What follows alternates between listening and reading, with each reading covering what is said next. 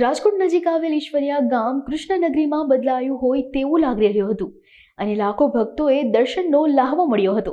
તેમજ રાજકોટ ઈશ્વરિયા ખાતે સાક્ષાત ભગવાન શ્રી કૃષ્ણ આવ્યા હોય તેવો અનુભવ થયો હતો. આ દરમિયાન કૃષ્ણનગરીના દર્શન રાજકોટ ઈશ્વરિયા ખાતે કરવાનો લોકોને લાભ મળ્યો હતો. નીરુબેન બહુ સરસ, એકદમ સરસ, એકદમ સાક્ષાત ભગવાનના દર્શન સાક્ષાત થાય છે. હા, બસ આનંદ લેવા આવીએ છીએ અમે, સાક્ષાત દર્શન કરીએ. બસ અમારી દીકરીઓ છે, જમાઈ છે, જરાય નહીં ને જરાય વિચાર્યું નહોતું. ખૂબ સરસ, એકદમ. આ બસ ભગવાનની પ્રેરણા થઈ ને અહીંયા આવ્યા. વિચાર્યું નહોતું કે અહીંયા વૃંદાવનમાં આવશું અમે.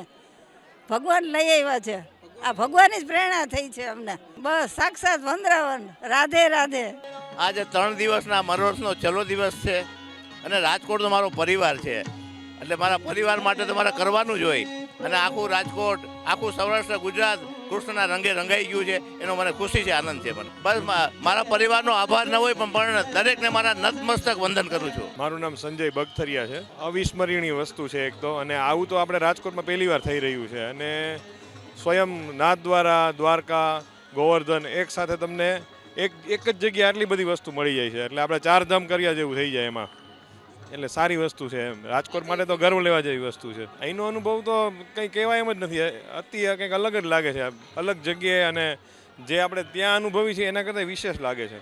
મારું નામ હર્ષલ છે. આ તો બહુ વન્ડરફુલ છે. આવું અત્યાર સુધી કોઈએ જોયું નહીં હોય અને લગભગ ફર્સ્ટ ટાઈમ આવું છે.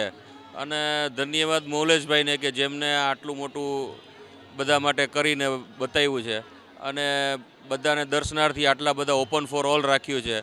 એકચ્યુઅલી આ તો ફેમિલી ફંક્શન છે, પણ છતાં એમને ઓપન ફોર ઓલ રાખ્યું છે કે ના, બધાને આપણે આવો લાભ આપીએ અને લાહવો આપીએ. અને શ્રીનાથજીની ધ્વજા પણ ગુજરાતમાં પહેલી વાર પધારે છે અહીંયા. બધા દિવસ, 3 દિવસ અહીંયા અમને દીપદાનનો લાભ અત્યારે મળ્યો, પછી 56 ભોગનો લાભ મળ્યો, ગૌચારણ મનોરથનો લાભ મળ્યો, એટલે રોજે રોજના બધા લાભ લીધેલા છે. प्रीति संजय। राजकोट में ये ना भूतो ना भविष्यति वाला काम है, ना आज से पहले कभी हुआ है और आज के बाद भी शायद ऐसा होना, इतने भव्य रूप में होना मुमकिन सा नहीं है.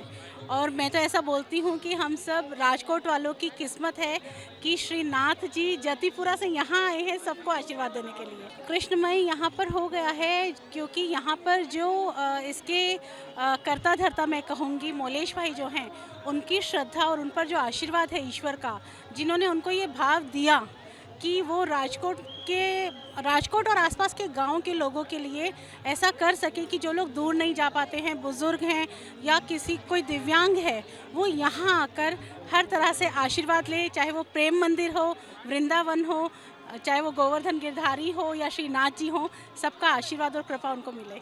આસ્થા હિરાણી બહુ જ સારો રહ્યો, બહુ જ સરસ, બહુ બધું કન્સ્ટ્રક્શન્સ ને બધું બહુ સારું હતું. ને જે લોકોએ આટલી મહેનત કરી છે એ લોકોને તો સેલ્યુટ છે ખરેખર. સાક્ષાત દ્વારકાધીશ પધાર્યા હોય એ જ અનુભવ થયો.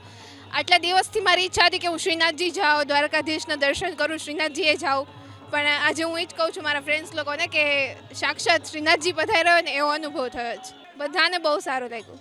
ના, શ્રીનાથજીના દર્શન કર્યા, શ્રીનાથજી ધજાજી જોઈ, દર્શન કર્યા, દંડવત થયા, બહુ શાંતિથી. અને બધા લોકો જે રિસ્પેક્ટ આપે છે કે ધક્કા મૂકે એમ કે એવું નથી કે ના જલ્દી કરો ને નીકળી જાઓ. બહુ સરસ, બહુ સારું વાતાવરણ છે. ના, આજ પહેલી વાર આવ્યા છે. આટલા દિવસથી વેઇટ કરતા હતા ઓફિસેથી રજા લેવા માટે અને બહુ દૂરથી આવ્યા છીએ ગોતીને જગ્યા. બહુ મોડા થઈ ગયા. એ જ થયું કે પહેલાં આવી જવાની જરૂર હતી. અને હજી એમ થાય છે કે ફેમિલી સાથે, ફેમિલીને મમ્મી પપ્પાને દર્શન કરાયો હોય, દંડવત કરાયો તો એ લોકોને બી દર્શન થઈ જાય. હું તો એ જ કહું છું, પહેલા દિવસથી જ્યારથી જોયું છે ને ત્યારથી કે ખરેખર પ્રાઉડ મુમેન્ટ કહેવાય કે રાજકોટમાં આ કન્સ્ટ્રક્શન ઊભું થયું છે, બીજે ક્યાંય નહીં.